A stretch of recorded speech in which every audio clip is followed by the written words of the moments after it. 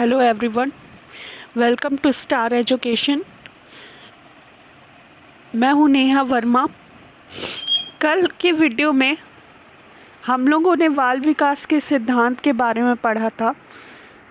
आज हम लोग बाल विकास को प्रभावित करने वाले कारक को पढ़ेंगे। मीन्स कौन कौन से वैसे कारक हैं जो बच्चों के विकास को प्रभावित करते हैं, उसके बारे में।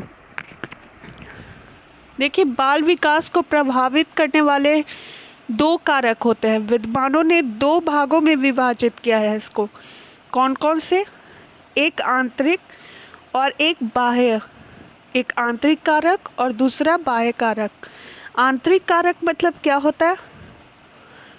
आंतरिक कारक मतलब वैसा कारक जो जन्मजात होता है, जो बच्चों में जन्मजात शामिल होता है। ठीक है।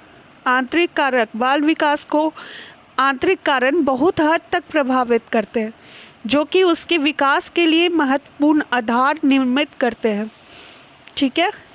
आंतरिक कारक के अंतर्गत जो जो कारक आते हैं, मैं उसको बारी बारी से थोड़ा थोड़ा करके आप लोग को बताते जाऊंगी। उसका कैसे वो प्रभावित करते हैं बच्चों को। पहला जो है वो है वंशानुगत कारक। वंशानुगत कारक मीन्स वैसे कारक जो बच्चों को अपने माता पिता से प्रदान होता है, चाहे वो बालक का रंग रूप हो, आकार हो, शारीरिक गठन हो, ऊंचाई हो या कोई भी चीज़।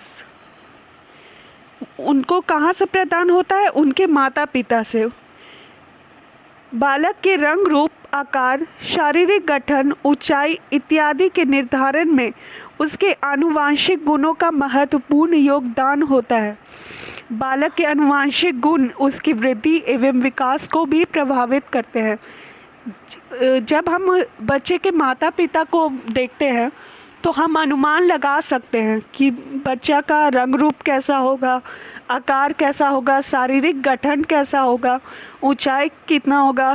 कभी कल हम लोग बोलते हैं ना कि अरे हाँ, उसके मम्मी पापा तो लंबे लंबे हैं तो उसका हाइट भी अच्छा ही होगा, बालक का हाइट भी अच्छा ही होगा। तो वो एक वंशानुगत कारक है जो कि उसके माता पिता से मिलता है।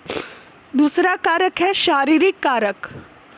ये one of the most important कारक है जो बच्चों के शारीरिक के साथ साथ उसके मानसिक में भी प्रभाव पड़ता है। जो बालक जन्म से ही दुबले पतले, कमज़ोर, बीमार तथा किसी प्रकार की शारीरिक समस्या से पीड़ित रहते हैं, उनकी तुलना में सामान्य एवं स्वस्थ बच्चे का विकास अधिक होता है। स्वाभाविक ही है। कल भी हम लोगों ने पढ़ा था कि शारीरिक एक बहुत महत्वपूर्ण आयाम है बालक के विकास के लिए, जो बालक के विकास को बहुत पूरी तरह प्रभावित करता है। तो कहने का मतलब है कि जो बालक जन्म से ही बीमार रहेगा, दुबला पतला होगा या किसी भी तरह की शारीरिक समस्याओं से पीड़ित रहेगा, उस बालक का विकास भी मंद गति से होगा। ठीक है। और जो सामान्य बच्चा रहेगा, जिसमें सारी चीज़ें सही हैं, जन्म से उसका शारीरिक विकास अच्छा है, स्वस्थ बच्चा है, कभी कभी बीमार पड़ता है, ज़्यादा दुबला पतला नहीं है, उन बच्चों की तुलना में जो बच्चा जन्म से ही दुबला पतला और कमज़ोर है, उसका विकास काफ़ी मंद होगा। और सामान्य बच्चे जो कि पूरी तरह स्वस्थ है, उनका विकास अच्छा खासा होगा। तो ये हमारा डिफरेंस आ जाता है शारीरिक परेशानी होने से, समस्या होने से। तीसरा है बुद्धि। बुद्धि को अधिगम की योग्यता, समायोजन योग्यता, निर्णय लेने की क्षमता इत्यादि के रूप में परिभाषित किया जाता है। जिस प्रकार बालक के सीखने की गति अधिक होती है, उसका मानसिक विकास भी तीव्र गति से होगा। बालक अपने परिवार, समाज एवं विद्यालय में अपने आप को किस तरह समायोजित करता है, यह उसकी बुद्धि पर निर्भर करता है। बुद्धि भी बालक का एक महत्वपूर्ण कारक है जो उसके विकास को प्रभावित करता है। जो बालक जन्म से ही काफ़ी सीखने में सक्षम है, कोई भी चीज़ को बहुत जल्दी कैच कर लेता है, चाहे वो पढ़ाई हो या लोगों के बीच एडजस्ट करना हो या आपका उसकी योग्यता सामान्य बुद्धि के बालक से बहुत अच्छा है, बहुत जल्दी वो किसी चीज़ को सीख लेता है, उसका जो विकास होगा उसकी गति जो है वो बहुत अधिक होगी, उसका मानसिक विकास भी तीव्र होगा। ठीक है, क्योंकि वो ऐसा बुद्धि का है कि वो किसी भी चीज़ को बहुत जल्दी सीख जाएगा। तो इससे आप अंदाज़ा लगा सकते हैं कि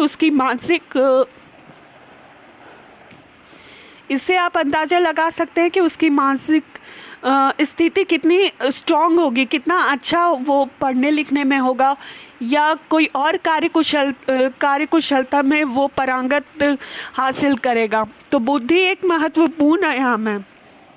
कहते हैं ना कि हम लोग क्लास में बच्चों को 2 वर्गों में विभाजित करते हैं, एक सामान्य बच्चा और दूसरा है मंद बुद्धि बालक।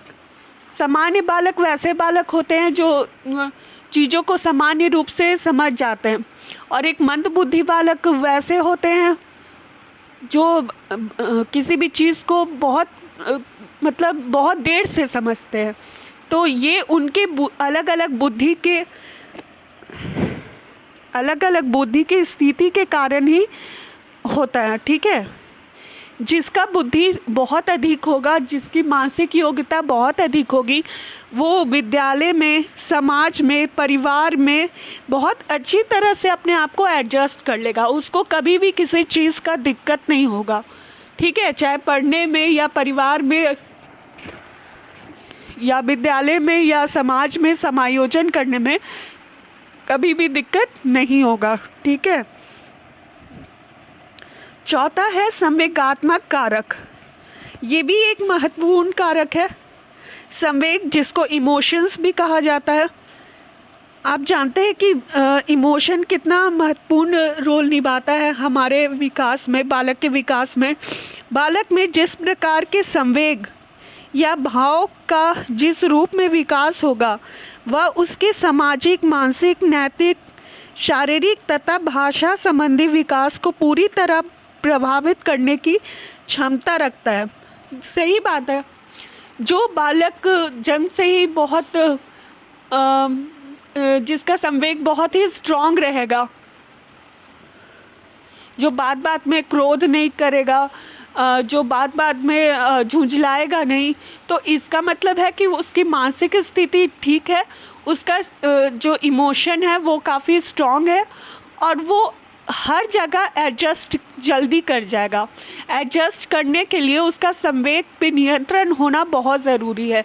जैसे डर, क्रोध, भय, इस तरह का जिस बालक में संवेग रहेगा, उसको कहीं भी एडजस्ट करने में बहुत देर लगेगा, चाहे वो स्कूल हो या फैमिली के बीच में हो या हमारे सोसाइटी में हो, उसको एडजस्ट करने में बहुत टाइम लगेगा। तो संवेग भी एक बहुत इम्पॉर्टेंट कारक है जो हमारे बालक के विकास को प्रभावित करता है। 5वां है सामाजिक प्रकृति।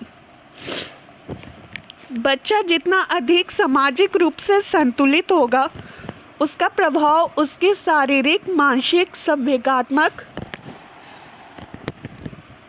भौतिक तथा भाषा संबंधी विकास पर भी उतना ही अनुकूल पड़ेगा।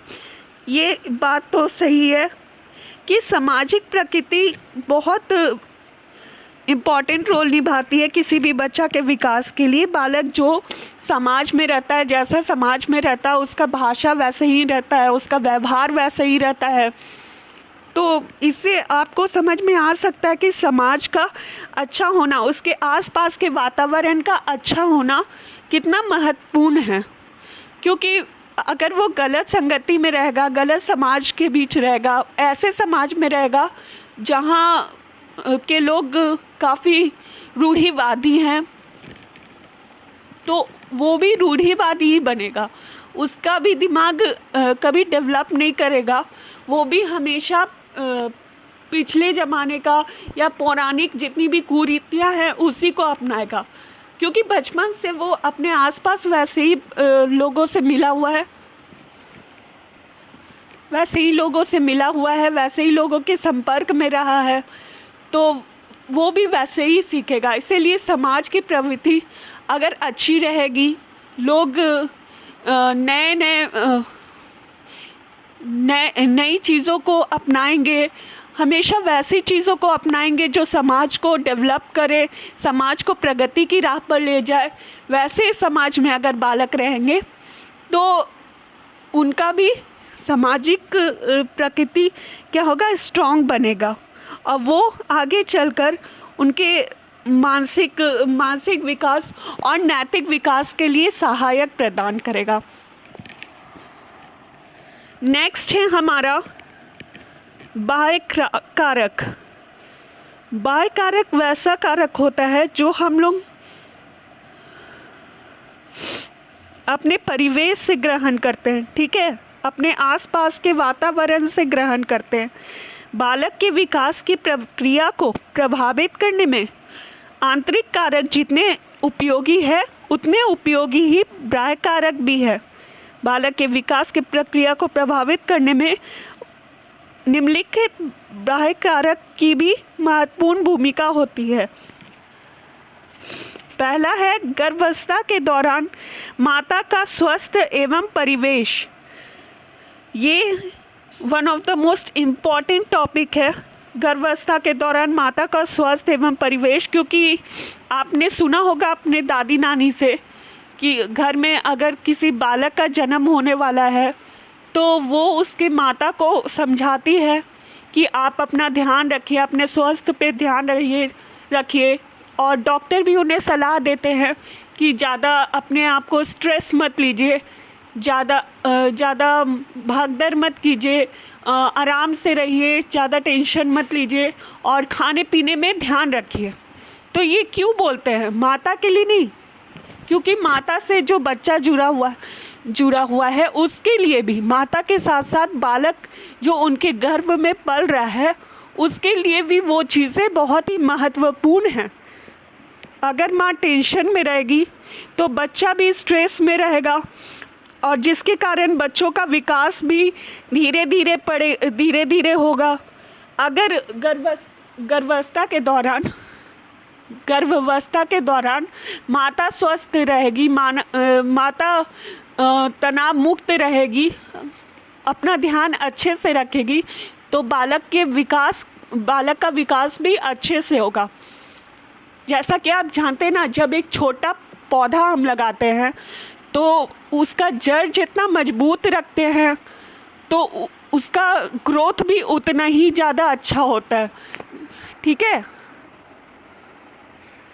अगर वो पौधा पहले ही मुरझा जाए, उसका तना, उसका जड़ पहले ही कमज़ोर पड़ जाए, तो वो ज़्यादा ग्रोथ नहीं कर पाता। वैसे ही गर्भावस्था के दौरान माता का स्वस्थ होना बहुत ज़रूरी है, और माता को वैसे परिवेश में रखना ज़रूरी है जहाँ वो तनाव मुक्त रहे, ठीक है। अगला है जीवन की घटनाएं। जीवन की घटनाओं का भी बालक के जीवन पर प्रभाव पड़ता है। यदि बालक के साथ अच्छा व्यवहार हुआ है तो उसके विकास की गति सही होगी, अन्यथा उसके विकास पर प्रतिकूल प्रभाव पड़ेगा। जिस बच्चे को उसकी माता ने बचपन में ही छोड़ दिया हो वह माँ के प्यार से वंचित हो जाएगा। ऐसी स्थिति में उसका सर्वांगीण विकास प्रभावित होता है। बिल्कुल, बच्चा जीवन में अगर उसका कोई खराब घटना हो जाएगा तो वो बच्चा के शारीरिक, मानसिक, संवेगात्मक आयाम को बहुत बुरी तरह प्रभावित करता है। जैसे इसमें एक एग्जाम्पल दिया है कि अगर कोई बच्चा बिना माँ के पलता है तो उसका विकास उतना अच्छा नहीं होगा, उसका सर्वांगीण विकास नहीं हो पाएगा बहुत छोटे में, क्योंकि 6 महीना तक तो माँ का दूध उसके लिए बहुत उपयोगी होता है, उसके ग्रोथ के लिए। फिर आगे चलकर भी बहुत सारी ऐसी चीज़ें हैं जो माँ से जुड़ी हुई रहती है, जिसके कारण बालक विकास करता है। अगर वो माँ ही छोड़कर चली जाएगी, अगर वो माँ ही छोड़कर चली जाएगी तो उसका विकास पूरी तरह से नहीं हो पाएगा, ठीक है। और अगर उसके जीवन में अच्छी घटनाएं हुई है, उसे एक अच्छा परिवेश मिला है, तो वो उसके शारीरिक, मानसिक और संवेगात्मक स्थिति को बहुत मजबूत बनाएगा, उसके भविष्य के लिए बहुत अच्छा रहेगा। इसीलिए बोलते हैं ना कि बच्चों को बहुत संभाल के रखना पड़ता है। बच्चों को ऐसी स्थिति में नहीं रहना चाहिए जैसे घर में माता पिता झगड़ते हैं, या जिन माता पिता के अभिभावकों को का रिश्ता अच्छा नहीं है, तो उसका बुरा प्रभाव उसके बच्चों को भी पड़ता है। इसीलिए बच्चे के सामने कुछ भी बोलना नहीं चाहिए, कुछ भी ऐसा काम नहीं करना चाहिए जिसको देखकर वो उसका संवेग डगमगाए। इस तरह से उसको एक ऐसा परिवेश रखना चाहिए ताकि वो तनाव मुक्त रहे, जिससे उसका मानसिक स्थिति अच्छे से विकासशील हो, ठीक है। नेक्स्ट है हमारा भौतिक वातावरण। बालक का जन्म किस परिवेश में हुआ, वह किस परिवेश में किन लोगों के साथ रह रहा है, इन सब का उसके विकास पर प्रभाव पड़ता है। परिवेश की कमियों, प्रदूषणों, भौतिक सुविधाओं का अभाव इत्यादि कारणों से भी बालकों का विकास प्रतिकूल रूप से प्रभावित होता है। ये बात तो मैंने पहले ही कहा कि बच्चों का आसपास का वातावरण जैसा रहेगा उसका वैसे ही प्रभाव पड़ेगा। कल मैंने एक कहानी भी सुनाई थी कि दो चिड़िया के बच्चे थे, वो तूफान में अलग अलग डायरेक्शन में गिर जाते हैं। एक ब्राह्मण के घर गिरता है और एक डाकू के घर गिरता है। डाकू रोज चिल्लाता था, डाकू जो है उस राह से जो भी राहगीर गुजरता था तो रोज चिल्लाता था कि मारो पीटो, उसके सारे चीज़ें ले लो। तो बच्चा भी उसको सुनते सुनते जब बड़ा हुआ तो वो भी वैसा सीख गया, वो भी उस राह से जो भी राहगीर जाता था वो भी वैसे ही चिल्लाता था कि मारो पीटो, उसके सारे गहने ले लो। लेकिन ब्राह्मण के घर जो बच्चा रह रहा था वो दिन भर ब्राह्मण को सीताराम सीताराम कहते हुए सुनता था, तो वो चिड़िया का बच्चा भी वैसे ही सीख गया। वो भी बड़ा हुआ तो सीताराम सीताराम ही बोलने लग गया। कहने का मतलब ये है कि जैसी संगति वैसा ही उसका स्वभाव भी रहेगा। जिस परिवेश में वो बच्चा बड़ा होगा उसका प्रभाव वैसे ही होगा। अगर वो दूषित वातावरण में रहता है तो उसका परिणाम भी दूषित रहेगा, और अगर वह अच्छे वातावरण में रहता है तो उसका परिणाम अच्छा ही होगा, ठीक है। तो भौतिक वातावरण का अच्छा होना बहुत ज़रूरी है ताकि वो बालक जो है उसका भाषा अच्छा हो, उसका नैतिक विकास अच्छा हो। अगर वो चोरों के साथ रहेगा तो चोरी करना सीखेगा, अगर वो संतों के साथ रहेगा तो सीताराम सीताराम करना सीखेगा। उसी तरह से माता पिता जो परिवार में माता पिता जो वातावरण देते हैं बच्चों को अपने परिवार में, वो उसका अच्छा होना बहुत ज़रूरी है ताकि बालक अच्छा सीखे, उसका नैतिक विकास अच्छा से हो, ठीक है। फोर्थ है हमारा सामाजिक और आर्थिक स्थिति। सामाजिक और आर्थिक स्थिति क्या है? बालक की सामाजिक और आर्थिक स्थिति का प्रभाव भी उसके विकास पर पड़ता है। निर्धन परिवार के बच्चे को विकास के अधिक अवसर उपलब्ध नहीं होते। अच्छे विद्यालय में पढ़ने, सांस्कृतिक कार्यक्रमों में भाग सांस्कृतिक कार्यक्रमों में भाग लेने इत्यादि का अवसर आर्थिक रूप से कमज़ोर बच्चों को नहीं मिलता। इसके कारण उनका विकास संतुलित नहीं होता। शहर के अमीर बच्चों को गांव के गरीब बच्चों की तुलना में बेहतर सामाजिक एवं सांस्कृतिक वातावरण मिलता है, जिसका कारण उनका मानसिक एवं सामाजिक विकास स्वाभाविक रूप से अधिक होता है। सामाजिक और आर्थिक रूप से अगर पिछड़े बालक रहेंगे, उनको अच्छा विद्यालय नहीं मिलेगा पढ़ने लिखने के लिए, कोई भी कल्चरल प्रोग्राम में उनको पार्टिसिपेट करने को नहीं मिलेगा, तो वो बहुत सारी चीज़ों से, बहुत सारी डेवलपमेंट से अछूते रह जाएंगे। जैसे कि कल्चरल प्रोग्राम किस लिए होता है? ताकि हम एडजस्ट करना सीखें, है ना, कैसे सबके साथ मिलजुल कर किसी कार्यक्रमों को किया जाता है वो करना सीखे। तो ये वो नहीं सीख पाएंगे। अच्छे बड़े विद्यालय में जहाँ पढ़ाई कंटिन्यू होती है, अच्छे से रेगुलर पढ़ाई किया जाता है, वो उन्हें नहीं मिल पाएगा। और ऐसे बहुत सारी चीज़ें हैं जिससे वो अछूते रह जाएंगे अगर उन्हें सामाजिक आर्थिक स्थिति उनकी कमज़ोर रहेगी तो इससे भी उनका विकास बहुत हद तक नहीं अच्छा हो पाएगा। लेकिन शहर में जो अमीर लोग रहते हैं उनको अच्छा विद्यालय मिलता है, अच्छा वातावरण मिलता है, मतलब पढ़े लिखों के साथ उनको वातावरण मिलता है, तो उसका सामाजिक और आर्थिक स्थिति दोनों बहुत अच्छा होता है। आर्थिक स्थिति तो उसकी पहले से अच्छी रहती ही है, तभी वो अच्छा विद्यालय में पढ़ता है। और अगर उसे एक अच्छा विद्यालय मिल जाए तो सामाजिक विकास भी अच्छा से होगा। तो इस तरह से सामाजिक और आर्थिक स्थिति का अच्छा होना बहुत ज़रूरी है, ताकि बालकों को एक अच्छा परिवेश मिले जिससे वो डेवलप कर पाए, विकास कर पाए। ठीक है, आशा करती हूँ कि इधर से तक आपको समझ में आया होगा। आगे बढ़ते हैं। बाल विकासों के सिद्धांत का शैक्षिक महत्व। शैक्षिक महत्व मतलब इसमें शिक्षा में क्या महत्व, शैक्षिक महत्व क्या होता है कि बाल सिद्धांत को जानने के बाद टीचर किस तरह से बालकों को पढ़ाने में, उनके विकास में किस तरह से सहायता प्रदान कर सकता है, यही है शैक्षिक महत्व।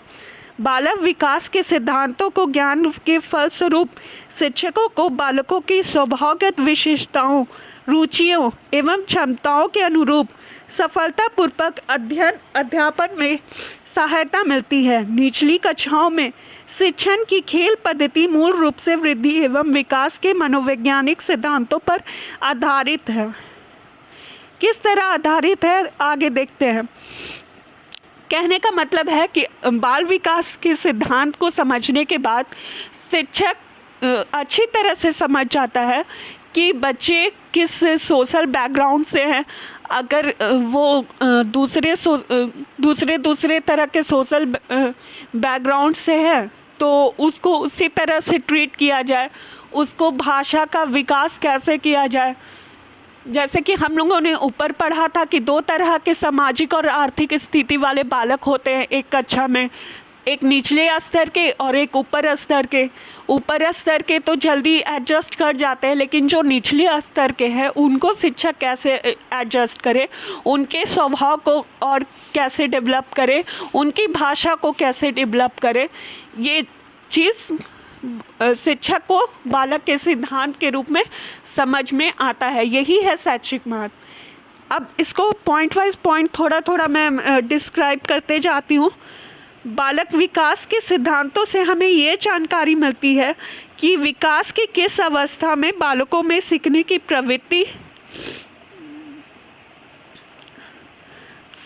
प्रवृत्ति किस प्रकार की होती है।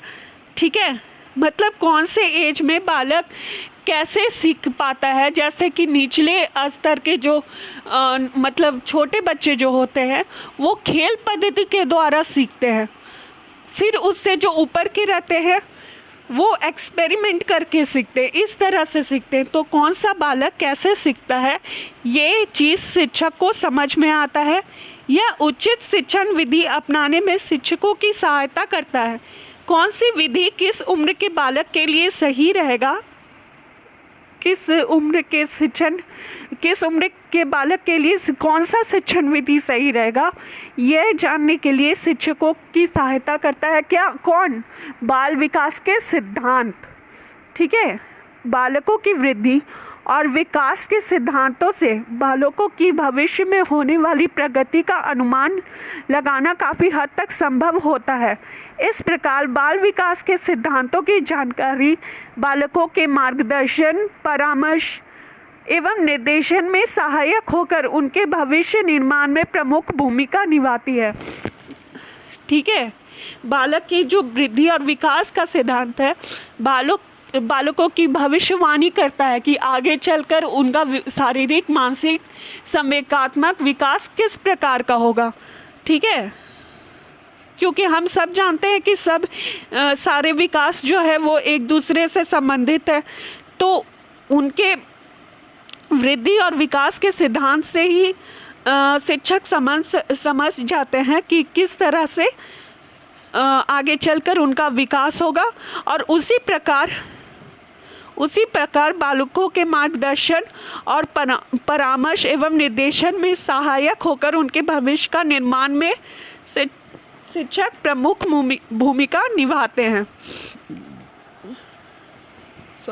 वृद्धि और विकास की सभी दिशाएं अर्थात विभिन्न पहलू जैसे मानसिक विकास, शारीरिक विकास, संवेगात्मक विकास और सामाजिक विकास आदि परस्पर एक दूसरे से संबंधित है। इस बात का ज्ञान शिक्षकों और अभिभावकों को बालकों के सर्वांगीण विकास पर ध्यान देने के लिए प्रेरित करता है। वृद्धि और विकास की जो दिशाएं होती है, जैसे मानसिक, शारीरिक और संवेगात्मक विकास, वो एक दूसरे से संबंधित रहती है। जब इस बात का ज्ञान शिक्षकों और अभिभावकों को पता चलता है तो वो उनके सर्वांगीण विकास पर किस प्रकार ध्यान दे, इसके लिए वो चीज़ उनको प्रेरित करती है। किस प्रकार मंद बुद्धि वाला बालक जो है वो डेवलप कर पाए, और जो अच्छा बुद्धि वाला है, जिसको आप विशिष्ट बालक भी बोल सकते हैं, उसको और कैसे अच्छा किया जाए, इस चीज़ को समझने में सहायता प्रदान करता है।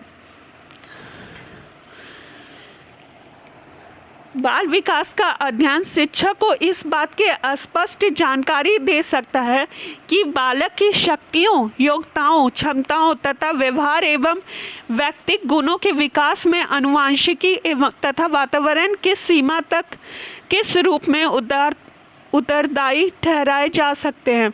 यह जानकारी शिक्षक को अपने उत्तरदायित्वों का सही तरीके से पालन करने में सहायक होती है। बाल विकास के अध्ययन को समझने में उनकी शक्तियों और योग्यताओं और क्षमताओं को पहचानने के लिए उनका आनुवंशिक और वातावरण को समझने के लिए ये विकास का सिद्धांत सहायता देता है, और उसी से वो निश्चय कर पाते हैं कि उनको किस तरह का उत्तरदायित्व लेना चाहिए, उनको किस तरह से बच्चों को और आगे बढ़ाने में सहायता प्रदान किया जाए। यदि शिक्षार्थी कक्षा में पढ़ने में रुचि नहीं ले रहा है तो अध्यापक को उस विद्यार्थी की रुचि के अनुसार अथवा अपने विषय के अनुसार रुचिपूर्ण बातों को बताना चाहिए। इससे शिक्षार्थी में पढ़ने के प्रति जिज्ञासा उत्पन्न होती है। अगर अध्यापक ये जान ले कि शिक्षार्थी को किस विषय में रुचि है और किस विषय में रुचि नहीं है, और वो उसको उसी तरह से पढ़ाए, जिस विषय में उसका रुचि है उसी के अनुसार वो पढ़ाए, तो शिक्षार्थी को बहुत मदद मिलती है। शिक्षार्थी को बहुत मदद मिलती है पढ़ने लिखने में। ठीक है, इससे शिक्षार्थी में पढ़ने के प्रति जिज्ञासा उत्पन्न होती है। यदि शिक्षार्थी कक्षा में पढ़ने में रुचि नहीं ले रहा है तो अध्यापक को उस विद्यार्थी के रुचि अनुसार ही विषय चुनना चाहिए और उसी को पढ़ाना चाहिए। ठीक है,